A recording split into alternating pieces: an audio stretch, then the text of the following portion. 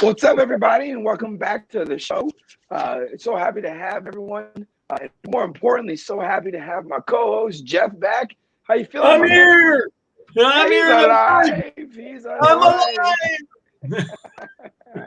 I'm alive. Yeah. Well, Jeff, last week you missed one of our good friends, Carl Little. What we call him the old goat. But he's definitely gave a lot of insights on what it means to actually be selfless. How do you be a goat of being selfless? Being able to give of yourself, give of your time. Be able to raise money for causes that are very meaningful. But more importantly, like I said, just thinking outside of yourself and what that means. It's remarkable what that man has done. And again, I think we all three kind of know him, but I speak very highly of him, and I thank him for his time. Again, giving to us as much as he was giving to our audience. Well, welcome back, Jeff. Welcome back. Thank you. So today on the GOAT, I'm so excited to introduce a close personal friend of mine, a mentee, I would say. I coached him for a while. I had the best opportunity to meet Tom Shaw. Tom is an amazing GOAT, and you guys are going to hear the story of why here in a little bit. But I want to tell you the little journey that I had with Tom right up front. Tom came into my office and said, "Hey, you know what? I want to break this 33-year opiate addiction, and I want to write a book, and I want to ride and try to earn money for a bunch of these people with no limbs, and I want to." And I'm like, "Yeah, all right." Yeah, that sounds great, Tom. Yeah, you go. And I had heard a lot of stories like, I got a story that I need to tell, Jeff. And I'm like, inside, I've heard that so many times. I've got a story that I need to get out there. I really need to get out there. And it never really happens usually. And then Tom walks through my office and he's guaranteeing me, no, I'm serious. I'm different. I'm going to do this different. And I'm not going to tell the ending of the story yet because it hasn't happened.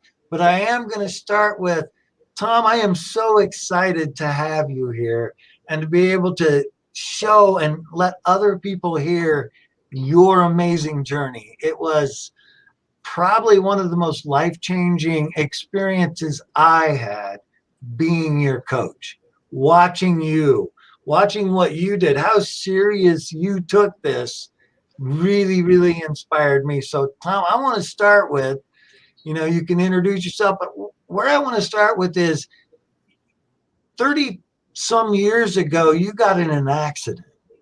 Yeah. That broke your back. That's correct. And I want to take you back to right before then. What was Tom's life like right prior to breaking your back? And then we're going to get to that in a little bit. But tell me about Tom's life pre-accident. Well, Jeff, first of all, thanks for having me on. I really appreciate it. And I had a great experience with you being my coach. And I still cherish those coaching moments we had. Before my accident, I had the cat by the tail, so to speak. I was an athlete. I was a multiple sport athlete. Football was my main sport. I was a defensive back at a 5A school in Enid, Oklahoma. I was a starting defensive cornerback as an underclassman. And, run, jump, ran track, played baseball, wrestled. And I, had good grades, had the girlfriends. Right. And, for me, I was living my most abundant life, if you will, and I kind of look at those times as some of the best memories of my life. But I really felt, looking back, like I was an invincible teenager. Right. And I think that's a common attitude that a lot of teenagers have. And man, there was nothing that I wasn't willing to try, do, get myself into, and just go after it. And along the way, had a lot of really fantastic mentors and coaches. You know, I started playing organized football when I was 5.5 years old in Las Vegas, Nevada. I was the water boy, and I was the water boy to my older brother's team. I never missed a practice. That's why they ended up giving me a water boy trophy. And then Those lessons learned early. yeah, and so I still have that trophy, and I think I've shown you a picture of that, and I use that as a memorization and a visual aid for myself to kind of really keep in mind where I derived from, where I got my GOAT attitude from. Right. Okay. Right. And it started when I was 5.5 years old. Exactly. And, you know, on through the years, I had coaches that not only supported my mother and her ability to raise me the way she was raising me with her value system, Right. they helped enforce it. So one of the early lessons that I learned in athletics was that, you know, it's really easy to win, but the character of who you are really comes out. And when you learn how to lose with grace and dignity, and you learn how to be a better loser, and it makes you a better winner. Oh man, is that going to segue right into, tell us about your accident? Well, it was May of 1985, and I had taken my girlfriend out on a date. We went back to her house, ate some chicken dinner with her mom. And 1985, well, just a year or two before that, you know, MTV had just started on the air and stuff. There's a throwback for you. Right. We sat around and watched MTV videos, and the three of us fell asleep watching MTV. And about one o'clock in the morning, I got up and I sleptwalk out of my girlfriend's house, got in my car and drove away. And I drove about maybe 2 miles or so, and I jumped a big drainage ditch that kind of, you know, overflow for floods and stuff. And when I hit the other side, I broke my back and became instantly paralyzed from the waist down. Now, about 5-6 months ago, I haven't told you this yet, Jeff. About 5-6 months ago, I had a lady instant message me, and it was the wife of the police officer who helped me that night. And I had never met him before in over 34 years. Didn't know his name, anything. And he was ordered. He'd only been on the force about 6 months. He was ordered to give me a ticket for not paying attention to my driving. Oh, wow. And he refused. So in Enid, Oklahoma, I still have an open warranted ticket that he never signed off on. Wow. Yeah. Yeah. And so, anyways, so this happened, and you're laying there awake or passed out. Did you get knocked out? No, I hit the other side. The car whirled down to the bottom of the ditch, and I was wide awake. Okay. Both my feet were stuck on the brake pad. And I tried to set myself down in my seat because I was holding myself up on the steering wheel with both arms. And when I tried to set myself down in the seat, it was just so much pain. So for about an hour, I had to hold myself up with one arm on the console, the center console, and then honking the horn with my other hand. I was literally within 40 feet of a row of houses because I drove through their front yards. So I was not far from these houses. Nobody ever heard my horn honking for an hour. Wow. And then a newspaper delivery truck found me. they called in at the time they had police radios in their delivery trucks, and he called in the police, and Wow. yeah, and away we went to the hospital and straight into Hour surgery. long. Yeah, What was yeah. that hour like? Yeah.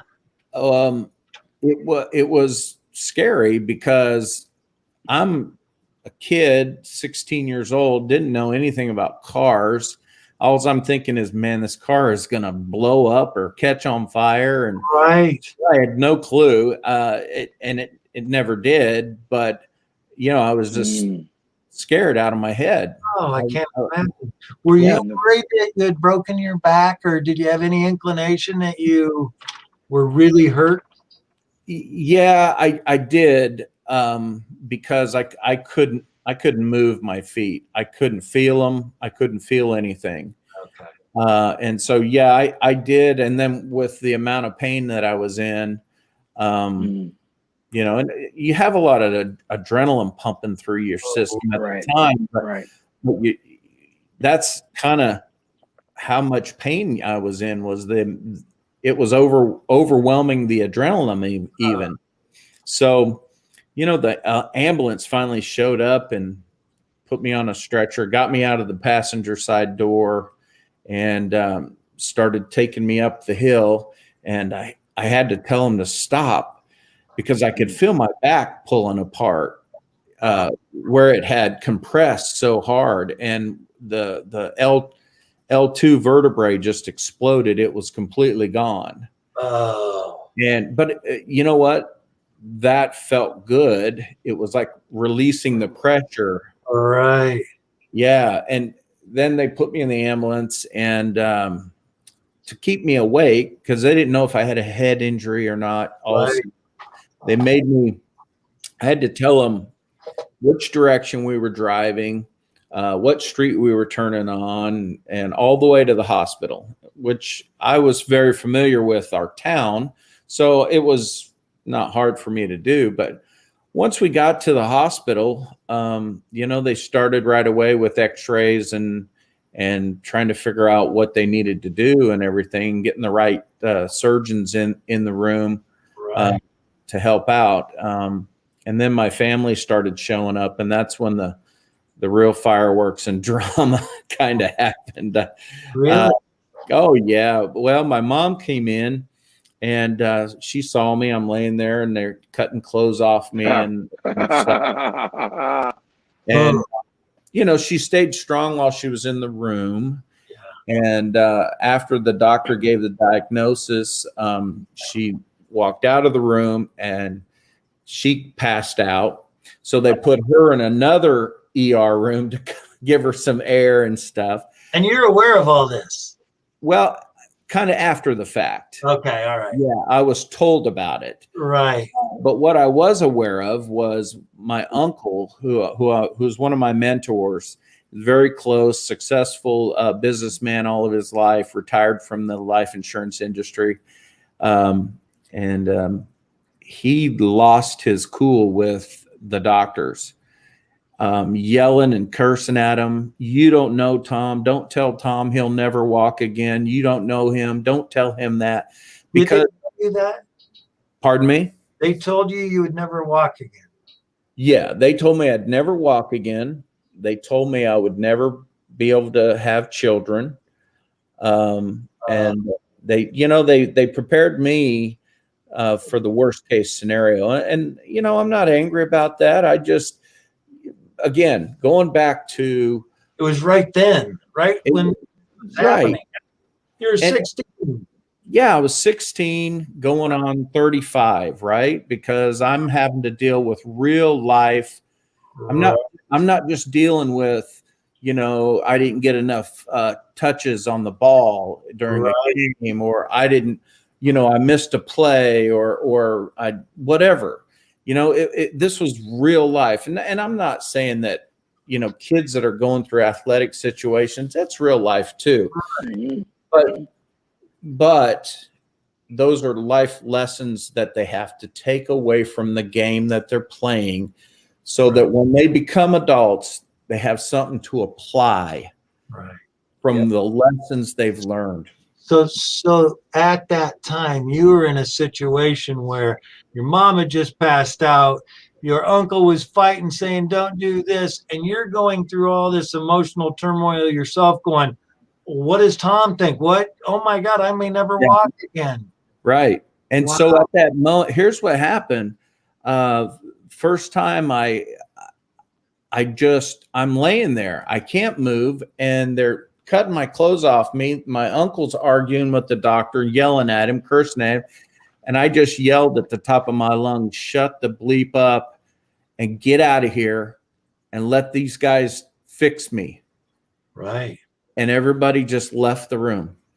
And from that point on, I was induced kind of asleep for, I don't know how long I was in ICU after surgery, but my surgery was like 14 hours, the first one. Wow. And I have in my memorabilia from my accident, I have a sign-in book. All my friends and kids from the high school, people I didn't even know, were showing up at the hospital and coming in the hospital and lining the hallways. They didn't even know where I was at in the hospital, but they were lined up around the hospital on every floor. And the director of the hospital came to my mom and said, "Look, you got to tell these kids to go home." She said, I won't do it. Right. I won't do it. And he said, "Well, then you at least have to give them the rules that this is a hospital and there are other patients here. They have to be respectful and quiet." My mom walked the halls and told everybody what the rules were. They didn't have 1 ounce of trouble out of anybody. They all signed my book. There were hundreds of kids that Wow. you know, I had so much support from friends and family and coaches and you know, I don't remember how long I was kind of out. I just kind of remember then getting put into a regular hospital room, and then it was like that's when the real work began, because then they started trying to coach me, the nurses and PT and breathing people and respiratory therapists and all this. They're trying to coach me, you know, here's what you got to go through. Here's what you got to do. Right. You have to straight cath yourself for the rest of your life to urinate. Right.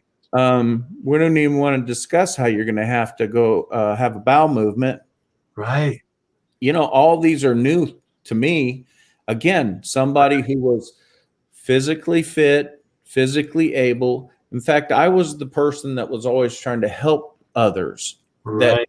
or help coach other people who were. I was trying to be somebody's mentor in athletics, and so it was tough. And then I was in a regular hospital room maybe 2 weeks, and then the doctors come in one day and they're like, "Oh, by the way, you're going to a rehab center in Oklahoma City." And I go, "Oh, okay." And I'm thinking like, in a week. He's like, "No, you're leaving today." And I'm like, "What?" And he was right. They threw me in an ambulance and they took me to Oklahoma City to the rehab center immediately. And again, this is all brand new. I've never been paralyzed before. Right. I've never driven a wheelchair before. I've never done there's a lot of first things happening in my life. And so I get to rehab, and the first thing that happens is this nurse says, "Thomas, you better get up out of that bed if you're hungry, because we ain't bringing that food to you in this hospital." And I was like, "Okay." And I said, "Ma'am, respectfully, I don't know how. I honestly don't know how." And I remember being upset and crying, and I mean, I didn't know what I was doing. Right.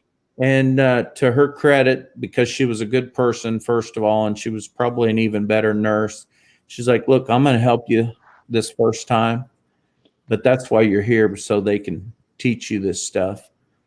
And she helped me get out of bed and get in a wheelchair. And I clunkered on down to the cafeteria, got my first meal, and came back. And then I was like, well, how do I get back in bed? I don't know. I never done that either. And then the journey began. And in 31 days, I was there for 31 days. But the very next day after getting there, I got asked to go to this meeting. And the doctor said that I go into this room and there's all these doctors, teachers, social workers, all these people that had to sign off on what I was doing. Mm-hmm. And the doctor in charge said, well, what's your goals, Tom? And I said, well, I'm going to walk out of this place. And he said, based off your prognosis, I think you need to rethink your goals. And I said, well, then this meeting's over because I'm walking out of this place. And I turned my wheelchair around and I left. And I never went back to that meeting. Wow. Where did that attitude come from? Well, kid. Yeah, well, I'm telling you, it came from my journey as a young athlete. Right. I had coaches who never quit. They taught me how to have the attitude of somebody who, whether you won or lost by the scoreboard, right, you had the right attitude and the mentality about what it was all about. And better yet, they really taught me how to be a better person off the court or the field, right, than anything. And that was it. And on day 31, I had braces up to on both legs up to my hips, and I had crutches on both arms, but I walked out of there upright. You did.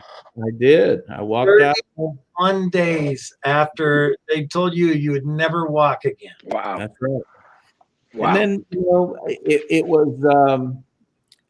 a lot of hard work, determination, days when I didn't have anybody to take me to rehab. So I'd get in my bright yellow Quickie 2 wheelchair and I would push myself. It was probably 6-8 miles to the hospital. And I would push myself in my wheelchair all the way to the hospital, do rehab, and then push myself home. And, I just stayed dedicated to it. And for about 4 or 5 years, by the time 4 years rolled around, the PT people were like, you've got this. You don't need us anymore. You're just wasting money, spending it on us. Work this out at home. Do this, do that. Here's a list, You're self-determined. You're self-driven. Right. The character builder for me was, and you did it. I did it, but it was such a humbling experience. And what I've learned moving forward was that I had to learn how to be grateful about things. And I didn't really learn that for quite a few years, Jeff and Damon. Right. When I decided 33 years later to get off the opioids, which, by the way, no doctors ever asked me, do you want to get off these? Wow. That's when my journey started with Jeff, was when I said, I'm getting off these opioids. And I took the right measures. I detoxed, which was a living hell. Yes. And then I hired a coach, and it was Jeff. And we went on this journey together where he coached me. He helped me meet the right people to get my book started. He coached me as a riding coach, a bicycling coach on my hand bike. And then he took the journey with me as I raised money for Steps of Faith Foundation. And, again, that whole year, 2018, was one of the most memorable years of my life because of the journey that started when I was 5.5 years old and then had my accident. And I went through the things that I went through. I would tell anybody, I would never trade what I've been through with somebody else's trauma in their life. Right. Because at least what I've gone through, I know I could deal with it because I've done it already. Right.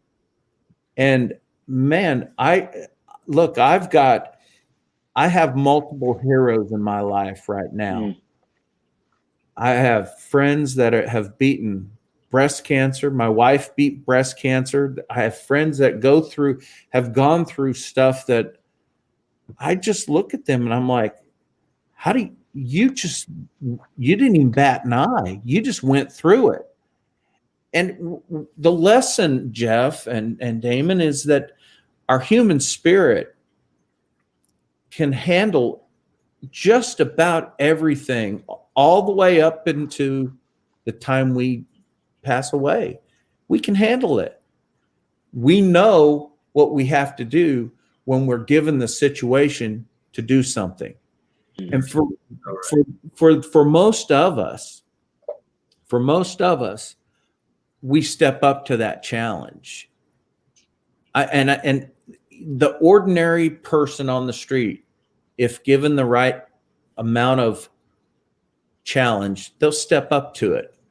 I love the term GOAT because for me, I am the greatest of all time at my story in my life. Right. Exactly the way we're trying to make it. Do you understand what I'm saying? Every one of us have a story and have gone through traumas in our lives and probably will go through more traumas. Some not exactly related to us and some related to us, some direct and some indirect. But we all have to take the attitude, the humbled approach, the grace, the spirit of a champion, and we have to apply it to what we're trying to overcome. I'm impressed by my oldest daughter. I'm impressed by all my kids.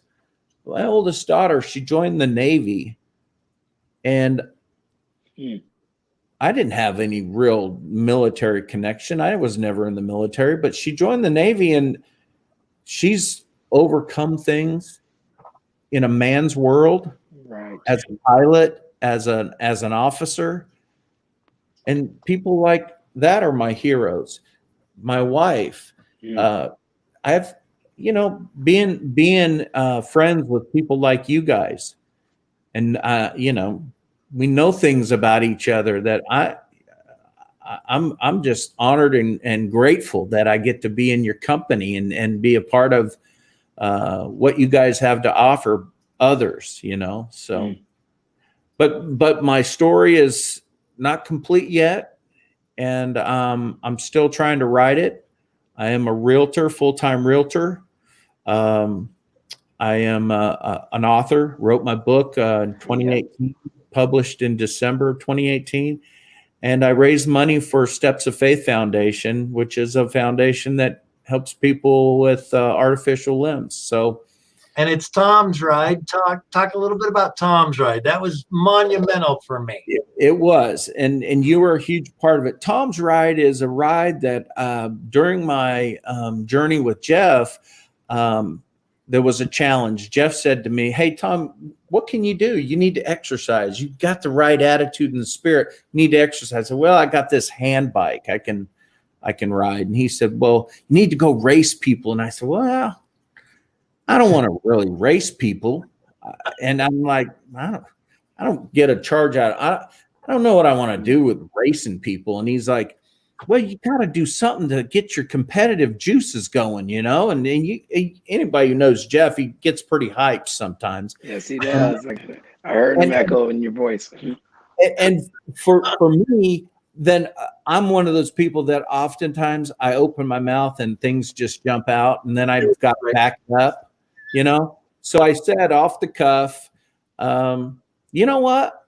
I will ride my hand bike 50 miles and raise $50,000 for Steps of Faith Foundation. And Jeff's like, deal, let's do it.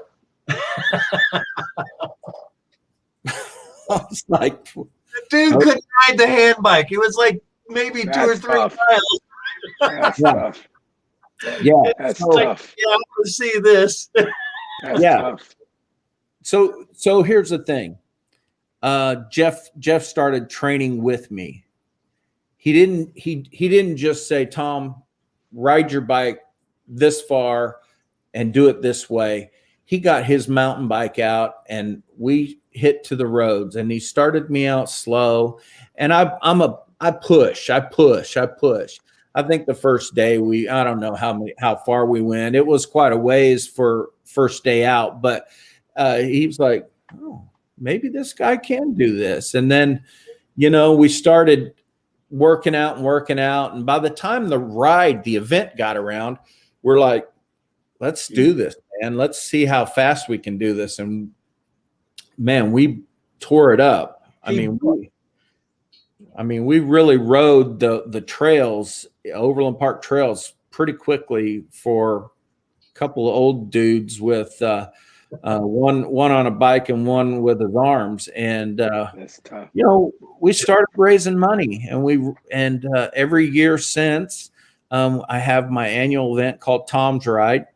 I'm probably going to do it in June or July this year.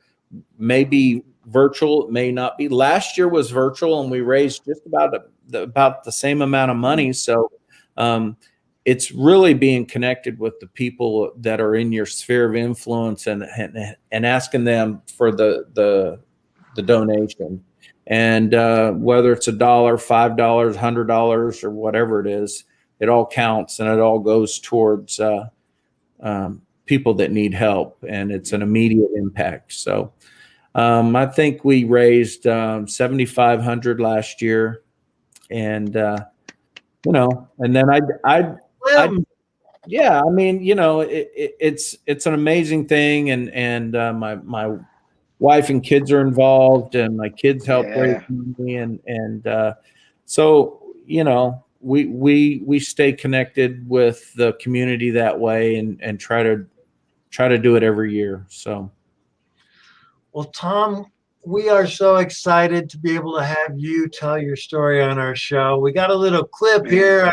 Julie, can you run the clip? This is a cool little clip of you. About to do. In the next few months, he's going to own his shit. Absolutely. What does that mean, Tom? Tell you what it means. It means that whatever you want, don't sit on the couch, get off your tail, and go after it. Now's the time to go after a dream, because if you don't go after your dream, that's all it's ever going to be. When you own it, it's yours for life. Take off, my friend. Good luck. Isn't that so cool? Yeah, I love I remember that day. That was a day we did the whole thing. We went all the way. That was a tough day, but you know what? You're a champion. Wiped out a few times, and there was one time I almost wiped out and went into the creek, but almost. You wiped out 2 or 3 times really bad. I love to watch those. I have one on head cam. I know he would, Damon. Here's the funny thing. So I would be ahead of him. I would wipe out, and he would wait just enough time to make sure I was still going to move and get back up, and to see if I was okay. And then he would go, "Oh, dude, that was the best wipeout." I mean, he did. If I wouldn't have moved, I'm not sure if he would have just kept on going or what. And I don't want to stop and be responsible, but boy, yeah, they're awesome. Wheel bike and it tips over and he's flying into all these rocks, and I got It's like, that was so cool. Oh man. Yeah, I'll tell boy, everybody, it says, I'm going to laugh. I will check on you right after. that's right. Devin, you are so right about the comment there. Tom is an inspiration to us all. And if we Very listen much so. to the story and live like Tom lives, we're all going to be much, much happier, I think. The power of will. Love it. The part of the show I want to go to before we're going to come back and say goodbye to you, Tom. We got the GOAT tip of the week. And the GOAT tip fits with Tom. It's like, are you the victor or are you the victim of your story? It's like Tom so much could have been the victim. He could have poor me and just went through life not going after his goals because he's got an excuse. He's got a broken back. He's got reasons why it would be perfectly okay to become a victim. But when we're a victim, we give away all our power and we don't have control to change our lives, to make a better life for ourselves, to make things different. When you're your own victor, when you're feeling good about you, you can change anything. And surrounding yourself with the right people is a big piece to that. So, Oh yeah. Once again, I want to thank you. Anything closing that you want to end with? Well, you know what? I want to just say this. It's a Zig Ziglar quote. You know, the more other people you help in life, the more others will help you in life. Right. And none of us have ever gotten where we've gotten without help. From the day we're born on this planet, we receive help. And as you grow mature and become a grown up, if you don't believe me that coaches are important, and look, I don't advocate you hire just any old person. You hire the right person for you, because coaches are important. Whatever level that is for you, you go after it, you get it, and you allow that person to help you, coach you, mentor you, and you build those relationships, because life is about relationships. Gratitude is the strongest human emotion ever in our world. And as long as we have gratitude and you know what's right for yourself, you'll know how to go after your own dreams. You'll go get them. Exactly. Go get them, baby. Thank you, Tom. Yes, thanks so much, Tom. With? What's that? Say that one more time. Coach D, anything you want to end with? No, I just want to thank Tom for, I've heard about the opioid addiction, but I've not heard the detail of the just the accident alone. Having to hold yourself up for a whole hour, man, and no one within yards away responding. Like the mental fortitude you showed and the power of your will is remarkable. And again, like I said, that's inspiring to what we can accomplish as human beings, whether it's through tragedy or triumph. So either way, it's a decision. It's a decision. So I really appreciate you sharing with us all that. Make the decision and go get it. Yeah, I really appreciate that. Thank you. Oh, you're welcome. Thanks for having me on. Hey, Jeff, I sent you a picture of something, and you might find it interesting. So, I love it. Hey, guys, I appreciate you.